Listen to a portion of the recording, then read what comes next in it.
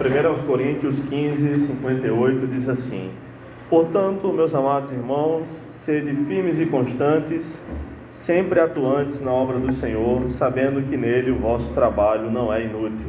Amém? Oremos mais uma vez. Pai amado, obrigado pela Tua palavra, obrigado por essa oportunidade de poder compartilhar um trecho da Tua palavra.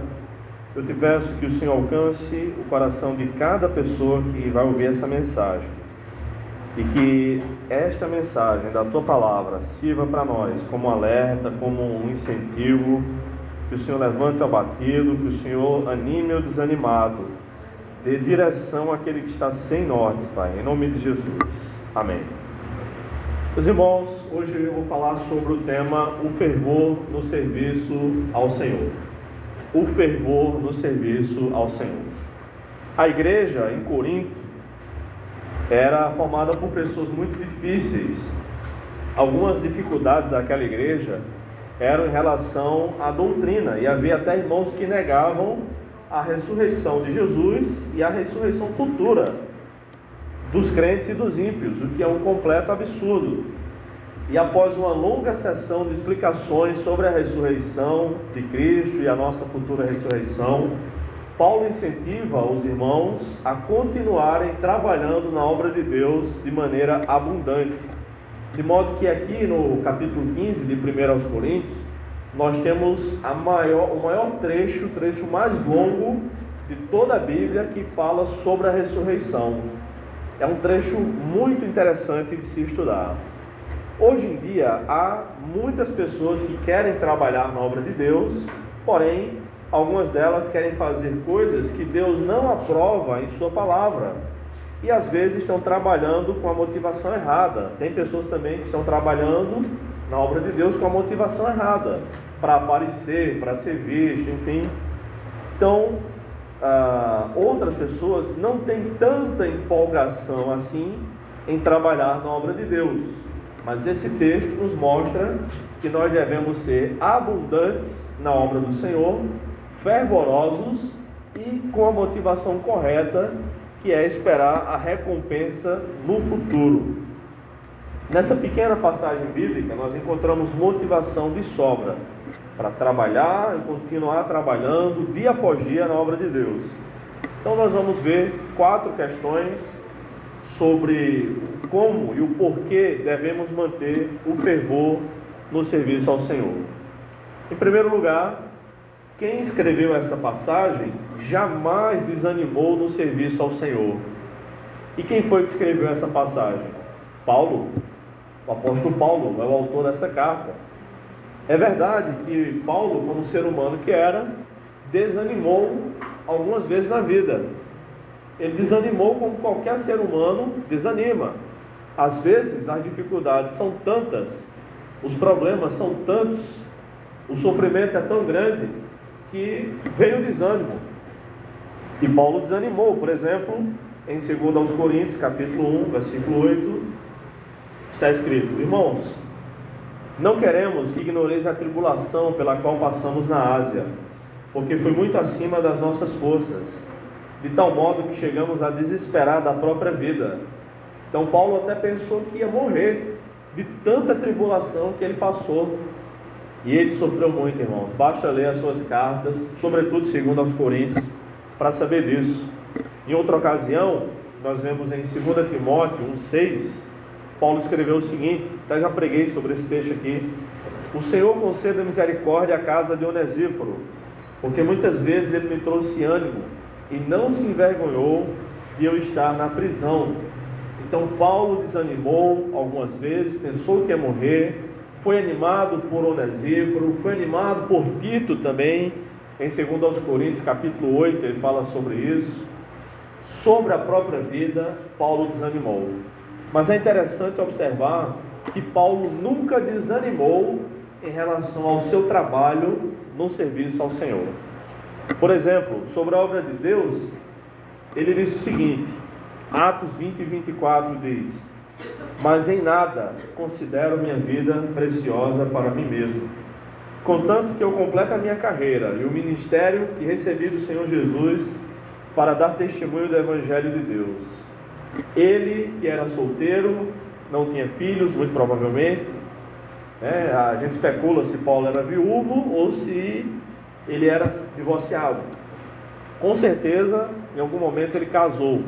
A gente não sabe o porquê no exercício do seu ministério ele não era casado, mas em algum momento ele foi casado. Então ele estava livre, não tinha que cuidar de mulher nenhuma, não tinha que cuidar de família nenhuma, e ele dedicou-se tão intensamente à obra de Deus que ele chegou a descrever isso, a dizer isso, né? Que foi escrito por Lucas: em nada considero minha vida preciosa para mim mesmo. Paulo pensava como um soldado. Ele era como um soldado cujo general é Jesus Cristo. Em 2 Timóteo, capítulo 4, versículos 7 e 8, que são as últimas palavras de Paulo, logo, alguns dias talvez, algumas semanas no máximo, antes de morrer, ele escreveu o seguinte: combati o bom combate, terminei a carreira, guardei a fé. Desde agora, a coroa da justiça me está reservada, a qual o Senhor, justo juiz, me dará naquele dia, e não somente a mim, mas a todos os que amarem a sua vinda. Paulo não terminou a sua vida lamentando. Ele escreveu 2 Timóteo de uma prisão, de uma masmorra fria, úmida, provavelmente com baratas, ratos, insetos diversos. Ele, idoso, não enxergava bem, era doente, tinha sido abandonado por vários de seus companheiros de ministério. O inverno estava se aproximando em Roma, e se está fazendo frio aqui em João Pessoa e em Tibiri, imagina no inverno de Roma, que chega a nevar, irmãos. Nesse mesmo capítulo ele pediu a Timóteo que levasse a capa dele, né? Era uma espécie de sobretudo, um casaco, para que ele velho pudesse aguentar o frio do inverno. E ele diz: o Senhor é o justo juiz e vai me dar a coroa da justiça. Ele nunca desanimou. Se Paulo, irmãos, que sofreu 10 ou 100 vezes mais do que a gente, por causa do Evangelho, nunca desanimou no serviço ao Senhor, por que nós às vezes vacilamos tanto? Por que nós não somos tão fervorosos como Paulo? Então, em primeiro lugar, quem escreveu essa passagem jamais desanimou no fervor no serviço ao Senhor. Ele tem autoridade para escrever. Em segundo lugar, o fervor no serviço ao Senhor, devemos ser firmes e constantes no serviço ao Senhor. O cristão não foi chamado para ser um mero espectador da obra de Deus. Deus nos capacitou para o seu trabalho. Nós não somos como guerreiros sem armas numa guerra, numa batalha. Nós temos as armas, nós temos as estratégias na palavra de Deus, nós temos as habilidades dadas por Deus, e acima de tudo, nós temos as ordens dadas pelo nosso general. O trabalho de maneira geral, não é uma maldição. Deus estabeleceu o trabalho como uma bênção. O ter que viver muito, para trabalhar muito para viver, é que é uma maldição. Mas se o trabalho de maneira geral já é uma bênção, imagina o trabalho na obra de Deus. Que bênção que é. E cada um deve trabalhar não tendo inveja uns dos outros, mas sabendo e usando aquilo que Deus lhe deu. Por exemplo, o apóstolo Pedro escreveu na primeira carta, capítulo 4, versículo 10, o seguinte: servi uns aos outros, conforme o dom que cada um recebeu, como bons administradores da multiforme graça de Deus. Deus, em sua graça, nos dá muitas formas de servi-lo, muitas oportunidades de servi-lo, e nós devemos servir a Deus servindo uns aos outros, com o dom que nós recebemos. Irmãos, há pessoas que pensam que servir a Deus, ou servir no reino de Deus, é só fazer alguma coisa aqui na igreja. Aumenta só um pouquinho, por favor, como não estou me ouvindo tão bem. Obrigado. Eu não sei pregar, eu não sei cantar, eu não sei tocar, eu não sei dar aula para as crianças, eu não sirvo para o reino de Deus. Como é que não serve? Sabe dizer que Jesus ressuscitou entre os mortos, que Ele vive para sempre, que está para voltar? Faça isso. Um pastor, se não me engano, no Sri Lanka, país pequeno, país altamente budista, dava oportunidades para todos que queriam trabalhar na igreja, no reino de Deus. Então algumas pessoas chegavam para ele e diziam: pastor, eu estou com a ideia de distribuir lanches, sanduíches lá no hospital, enquanto isso evangelizar. Dizia: amém. Já tem quem vá com você? É mais ou menos, junta uma equipe e vá. E ele orava e o pessoal ia.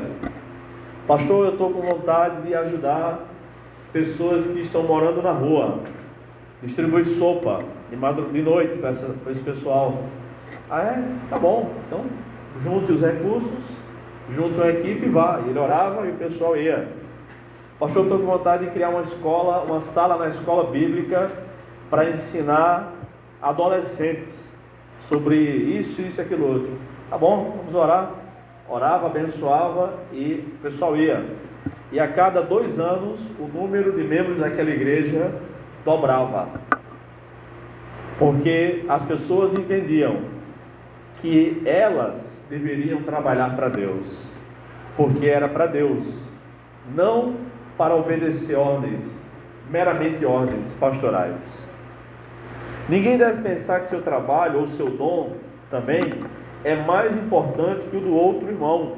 Todos fomos chamados e capacitados por Deus, e é disso que nós daremos contas a Deus. Então tem gente que acha que o seu dom, o seu talento, a sua habilidade é mais importante que o talento do irmão. Não, não é. Deus distribui os dons do Espírito Santo conforme Ele deseja. Todos os dons são importantes e úteis no reino de Deus. Paulo comparou a igreja com o corpo, e vocês conhecem muito bem a passagem. Ele pergunta com aquela série de perguntas retóricas: já imaginou se todo o corpo fosse orelha, se todo o corpo fosse pé, se todo o corpo fosse mão? Um corpo é formado por muitos membros, irmãos. Então quando a gente bate com o dedinho mínimo, do pé na quina da parede, dói, às vezes chega a escorrer aquela lágrima, porque somos um corpo. O dedo pequenininho é importante, e quando dói machuca e a gente fica complicado, Eu estou com o nariz um pouco obstruído, atrapalha a minha fala, minha respiração, enfim, canso mais rápido, Esse tempo chuvoso não é muito bom para mim. Aqueles que receberam muitos dons de Deus receberão também maior cobrança, viu? O Senhor Jesus disse: a quem muito é dado, muito será exigido, e a quem muito se confia, mais ainda se pedirá. Portanto, não tenha inveja de ninguém, faça o que Deus lhe capacitou para fazer. Há pessoas que receberam vários dons, vários talentos da parte de Deus. Essas pessoas terão que prestar contas mais do que nós, que recebemos poucos talentos, poucas habilidades de Deus, da parte de Deus. Mas o que é perseverança, irmãos? O que é perseverar? Como a gente deve perseverar? No finalzinho do século XVIII, uma garotinha de 10 anos de idade, chamada Mary Jones, desejou comprar uma Bíblia lá no País de Gales. E naquela época a Bíblia não era fácil de encontrar como é hoje, nem era barato como é hoje. Uma Bíblia que a gente, se for comprar uma caixa de Bíblias, a gente pode comprar a 4, 5 reais, aquelas Bíblias de capa de papelão, ou tem instituições que doam Bíblias, Semana passada eu ganhei uma Bíblia de estudo de 1,6 kg, uma Bíblia imensa. Um amigo meu estava no seminário, ele me ofereceu, você não quer? Eu disse, quero, me dê. Está lá, quando precisar vou consultar. Está lá bem grande escrito, venda proibida. Alguém está pagando, mas não fui eu ganhei. Hoje em dia a gente tem a Bíblia no celular. Recentemente eu li o livro de Provérbios e ouvi ao mesmo tempo. Eu botava o celular para ler, num programinha que tem lá, e eu fui acompanhando a leitura, e achei uma experiência muito interessante. Mas no tempo de Mary Jones, não era assim. E o que é que ela fez? Ela comprou algumas galinhas, começou a vender os ovos das galinhas, uma garotinha de 10 anos de idade, e começou a trabalhar como babá. E aí ela ia juntando dinheiro, porque Bíblia era muito caro, mas muito caro mesmo. Tem que trabalhar, uma família pobre tem que trabalhar vários anos para conseguir comprar uma Bíblia. E aí quando ela estava quase com o dinheiro completo para comprar sua Bíblia, o pai dela adoeceu. E aí ela teve que sustentar a casa. E todo o dinheiro que a garotinha tinha juntado serviu para aqueles meses, sustentar a família naqueles meses em que o pai dela estava doente. E ela perdeu todo o dinheiro, teve que sustentar a casa. Mas ela perseverou, porque ela queria a Bíblia dela, da família dela. E ela juntou de novo. Agora mais velha, né, mais esperta, mais mocinha, fez o dinheiro mais rápido. E teve mais ajuda. E quando ela conseguiu o dinheiro, ela teve que caminhar 40 quilômetros para comprar a Bíblia dela. E os pais dela oraram por ela, a despediram, e ela caminhou 40 quilômetros sozinha até a casa de um pastor lá numa cidade chamada Bala, no país de Gales. Quando ela chegou lá, contou a história dela, depois de ter caminhado o dia inteiro, descalça, e o pastor disse, olha, não tenho mais Bíblias em inglês.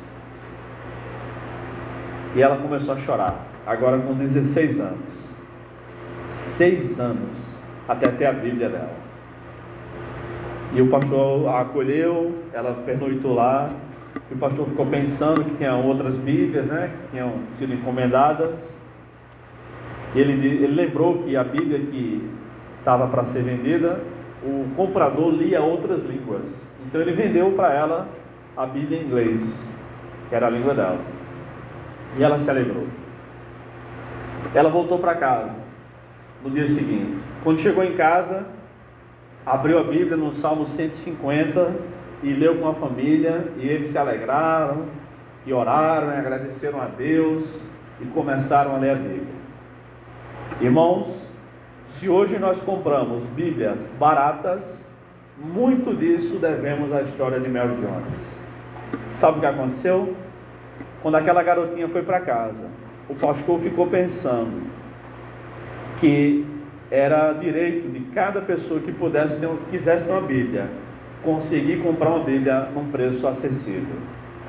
Então ele juntou todos os pastores da região, marcou uma reunião e conversou com eles. E eles criaram a primeira sociedade bíblica do mundo. E essa sociedade começou a receber doações das igrejas e dos cristãos individualmente, para produzir Bíblias e vender elas mais baratas. E hoje em dia há mais de 100 sociedades bíblicas no mundo, das quais a Sociedade Bíblica do Brasil, a SBB, é uma das maiores, que imprime milhões de Bíblias todos os anos, não somente em português. A Sociedade Bíblica do Brasil imprime Bíblias em vários idiomas, para aqueles países onde não há sociedades bíblicas. E hoje a gente pode comprar uma Bíblia a 30, 40 reais, ou até menos, ou ganhar. Essa Bíblia que eu tenho aqui foi o meu amigo Celso, pastor Celso, que esteve aqui recentemente, que me deu, e ele me deu logo duas. E ele me deu logo duas, mas graças a Deus eu posso comprar se eu precisar. E lá em casa tem várias Bíblias, tem as Bíblias de Kelly, tem as minhas, Tenho várias Bíblias no computador, na internet, então nem se fala. Isso é perseverança, irmãos. Nós precisamos ser firmes e constantes, abundantes, perseverantes na obra do Senhor. Mas o que acontece conosco quando a gente não é perseverante? Jesus disse as seguintes palavras para a igreja de Éfeso, aliás, de Laodiceia. Apocalipse 3,16.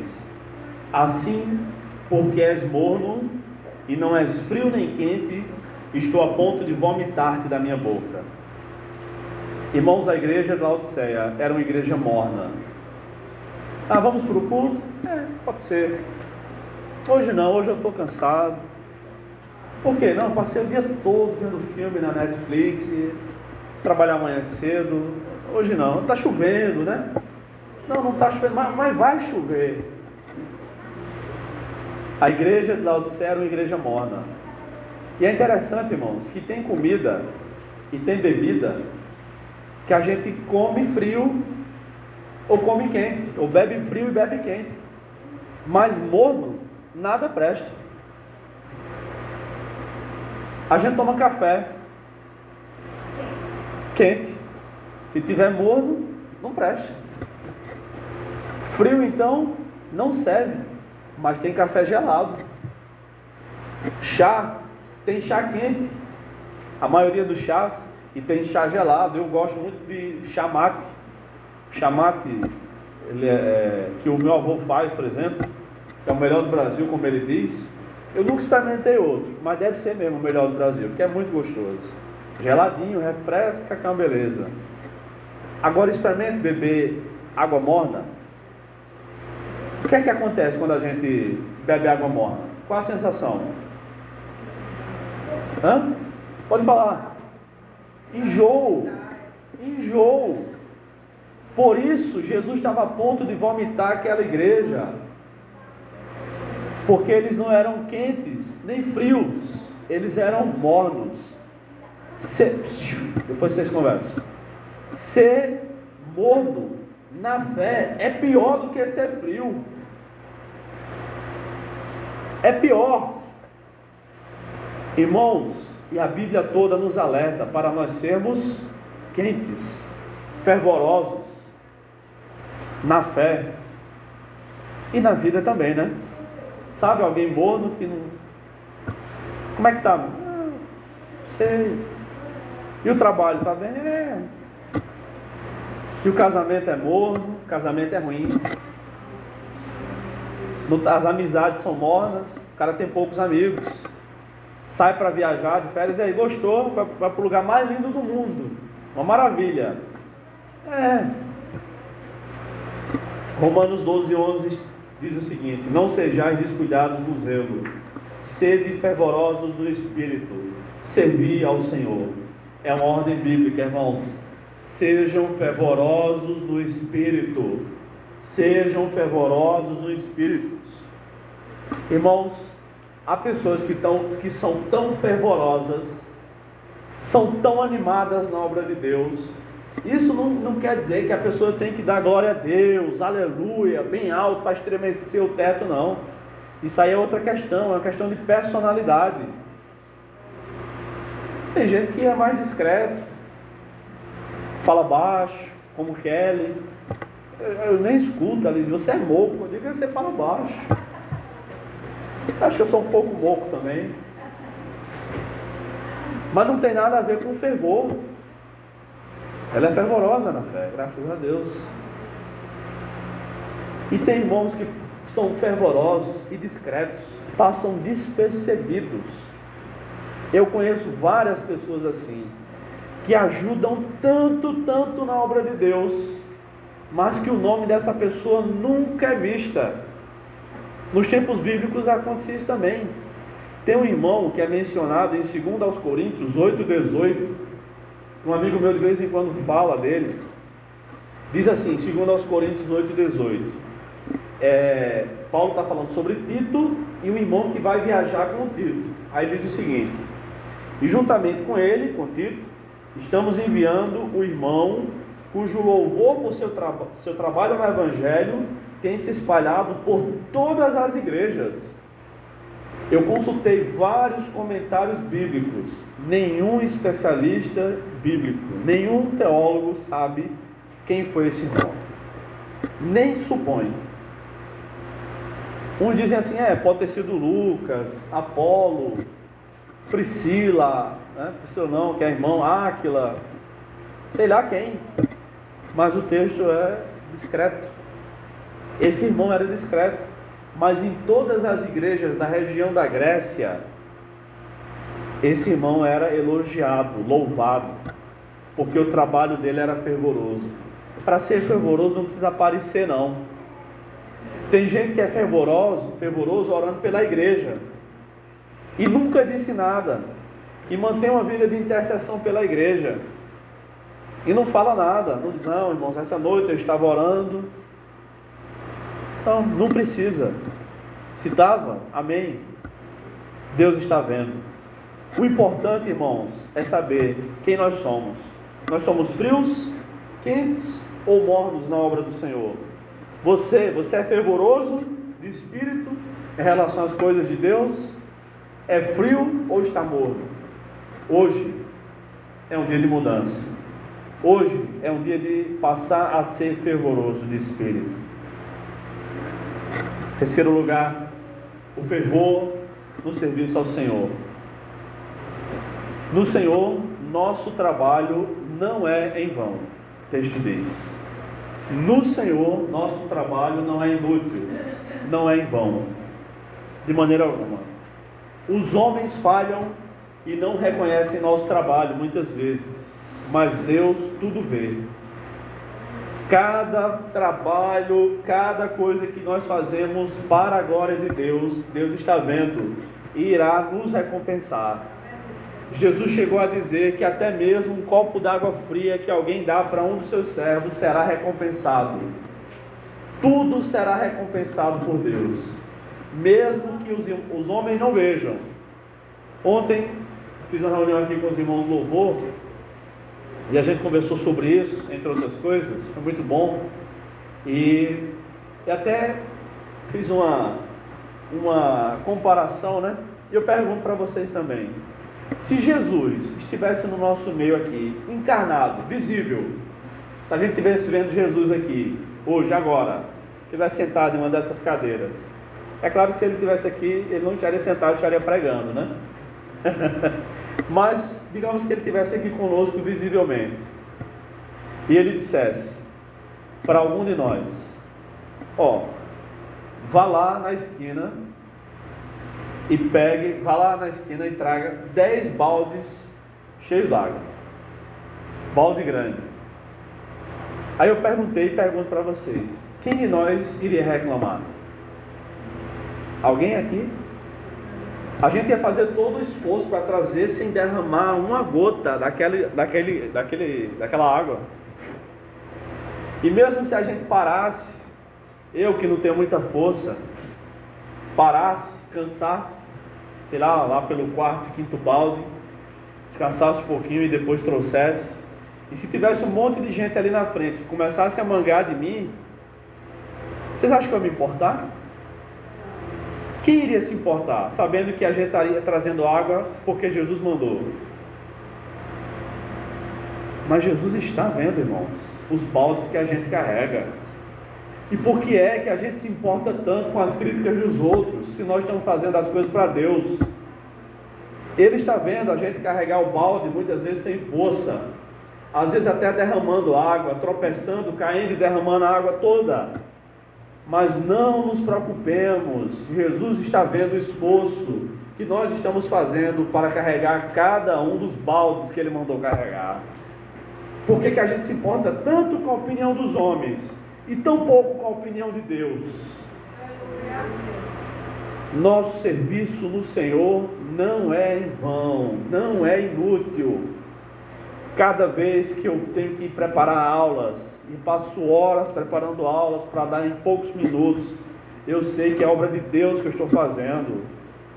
Cada vez que as tias dessa igreja estão ficam malucas com a gritaria da garotada e que não obedece, que dá problema e tudo mais. É para Deus que vocês estão fazendo, Deus vai recompensar. Cada coisa, cada vez que vocês limpam esse chão, organizam essa ceia bonita, ensaiam para o louvor, ofertam, é para Deus que vocês estão ofertando tudo isso. Deus está vendo e vai recompensar. Creia nisso. Os homens falham, mas Deus vê tudo e Deus recompensa. Agora, qual é a nossa motivação? A motivação é muito importante.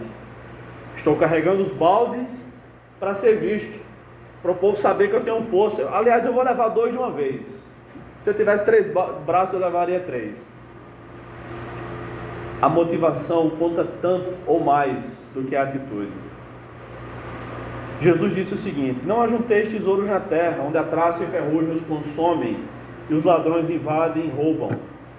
Mas ajuntai tesouros no céu, onde nem a traça nem a ferrugem os consomem, e os ladrões não invadem nem roubam. Porque onde estiver vosso tesouro, aí também estará vosso coração. Devemos trabalhar da forma correta, com a motivação correta. Ainda sobre motivação, eu lembro a primeira vez que eu li essa história, numa revista que eu assinava, da Chamada da Meia-Noite. E depois eu procurei, hoje ela está disponível na internet, posso até mandar para os irmãos amanhã no grupo do WhatsApp. A história de Seu Genô. Seu Genô, um australiano que era marinheiro e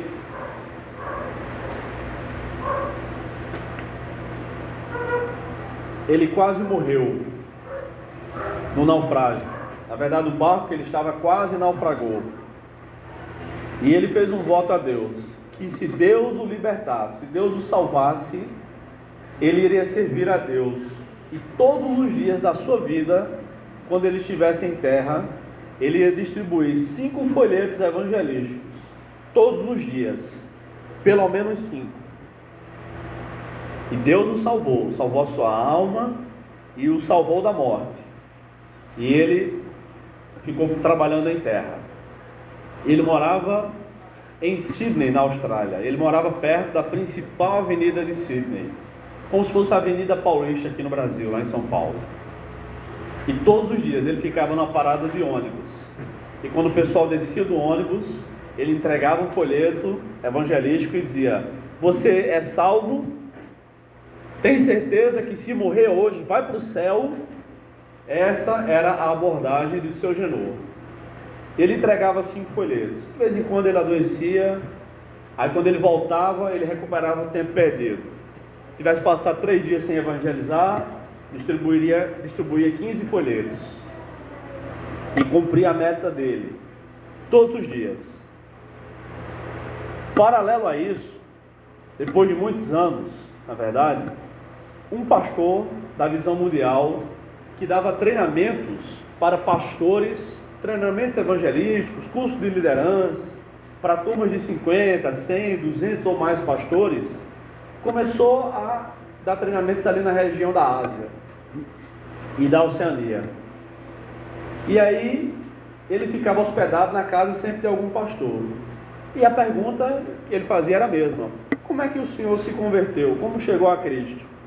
E muitos daqueles pastores que hospedaram esse pastor professor disseram: olha, um dia eu estava em Sydney, quando eu desci do ônibus na avenida tal, veio um senhor baixinho, careca, me entregou um folheto com ímpeto, perguntou se eu era salvo, se eu morresse naquele dia eu ia para o céu. Eu até fiquei com raiva, mas guardei o folheto. Depois eu li e me converti. E muitos pastores se converteram. E esse homem foi chegando perto de Sydney, foi chegando em treinamentos, até que ele chegou em Sydney. E num desses treinamentos ele perguntou: quantos de vocês se converteram pelo ministério desse homem? Ele não sabia o nome. E teve um auditório lá que mais ou menos 50 pastores levantaram a mão. Ele ficou hospedado na casa do pastor daquele homem. E ele perguntou: quem é esse irmão? Ele disse: é Seu Genô. Eu queria conhecê-lo. Foram na casa do Seu Genô. Esse pastor contou a história para ele, que é bem mais longa do que eu estou contando para vocês, eu estou resumindo. E ele contou o seguinte: faz 40 anos que eu faço isso. Eu nunca soube que alguém tinha se convertido com a minha entrega de folhetos. 2 semanas depois ele morreu. Irmãos, isso é perseverança. Aí a gente ora por alguém, por um parente nosso, 2, 3 semanas, prega 1 ou 2 vezes, a pessoa não se converte e a gente para de orar. Não se considere perseverante não, se você faz isso. Seu Genô nunca soube que alguém tinha se convertido. É bom, né, saber que os nossos trabalhos estão dando frutos. É muito bom. De vez em quando eu encontro com alguém, eu não conheço. Professor, opa, tudo bom? Não faço a menor ideia de quem é. Ah, eu li um livro seu, lá está o livro, tal. Ah, que bênção. Irmão, só Deus sabe a alegria que eu sinto. Mas imagina fazer isso 40 anos e não saber de nada. Isso é perseverança. Portanto, meus irmãos, sede firmes e constantes. Sempre, sempre, não somente no começo da fé, sempre atuantes na obra do Senhor, sabendo que nele o vosso trabalho não é inútil. Por fim, em quarto e último lugar, por que devemos trabalhar para o Senhor? Por que devemos trabalhar para Jesus? Nossa, isso aqui eu poderia falar a noite inteira sobre isso. Literalmente, eu não cansaria. Mas nosso tempo é pequeno, eu vou resumir. Escolhi aqui pelo menos 4 questões. Porque Ele nos salvou para a prática de boas obras. Efésios 2,10 diz o seguinte: pois fomos feitos por Ele, criados em Cristo Jesus, para a prática de boas obras, previamente preparadas por Deus para que andássemos nela. Deus preparou boas obras para a gente andar nelas. Segundo lugar, por que devemos trabalhar para Jesus? Porque a Bíblia nos manda trabalhar fervorosamente. Não é uma sugestão, não é uma dica, é uma ordem. Toda a criação obedece a Deus. Deus disse: haja luz, houve luz. Foi assim o primeiro dia. Deus disse: sai a porção seca dentre as águas, e sai a porção seca. Deus estabeleceu os limites do mar, e o mar não avança, a não ser por uma permissão divina, num tsunami, por exemplo. Mas a igreja não pregou o evangelho a todo mundo, como deveria. De toda a criação, os seres humanos são os mais rebeldes. Terceiro lugar, porque Deus deu seu Filho unigênito para nos salvar, devemos trabalhar como forma de gratidão, no mínimo, para agradecer a Deus. Não é para ser salvo, é para agradecer. E em quarto lugar, porque quem conhece Jesus de verdade, quem encontrou-se com Cristo de verdade, quem o conhece, quem sabe como Ele é maravilhoso, não abre mão do privilégio que é trabalhar para Deus. Não abre mão. E às vezes Jesus até nos quer trabalhando cansados mesmo. Sabia disso? Quando Jesus estava para ser preso, orando no Getsemane, Ele chamou João, Pedro e Tiago, e pediu que orassem com Ele. Era de madrugada, irmãos. Eles estavam cansados, como todo mundo de madrugada.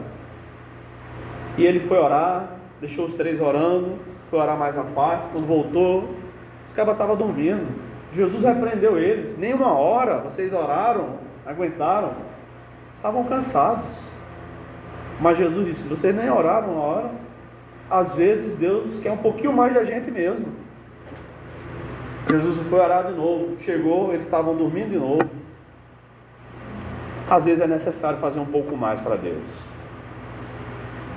Irmãos, Dostoiévski foi o maior gênio da literatura russa. Ele viveu no século XIX e ele se converteu a Cristo. E entre tantas coisas, ele disse o seguinte: mais ainda, se alguém me provasse que Cristo está fora da verdade e que na realidade a verdade está fora de Cristo, então eu preferiria permanecer com Cristo do que com a verdade. Quem está com Cristo e em Cristo sabe que Ele é melhor do que qualquer coisa que há nesse mundo. Philip Schaff escreveu, eu publiquei até no Instagram esses dias, sobre Jesus. Este Jesus de Nazaré, sem dinheiro nem armas, venceu milhões a mais do que Alexandre, César, Maomé e Napoleão. Sem ciência nem educação formal, derramou mais luz sobre questões humanas e divinas do que todos os filósofos e sábios juntos. Sem a eloquência das escolas, falou tais palavras de vida, como nunca se falou antes nem depois, e que produziram efeitos que estão além do alcance de um orador ou de um poeta. Sem escrever uma única linha, fez moverem-se mais penas e forneceu temas para mais sermões, discursos, discussões, volumes eruditos, obras de arte e hinos de louvor, do que todo o exército de grandes homens dos tempos antigos e modernos. Por que devemos trabalhar para Jesus? Porque quem o conhece de verdade não abre mão desse privilégio. Concluído, irmãos, lamentavelmente, muitos irmãos começam bem o ministério cristão, mas esmorecem por causa das críticas ou dos defeitos dos outros irmãos, como se eles mesmos não tivessem defeitos, e por conta disso desanimam no serviço ao Senhor. No entanto, muitos outros irmãos têm se colocado na presença de Deus e têm sido usados por Deus de maneira grandiosa. Que Deus nos ajude a continuar animados, trabalhando para Cristo e a expansão do seu reino até que Jesus volte. Sirvamos ao Senhor com fervor no coração. Que Deus nos abençoe.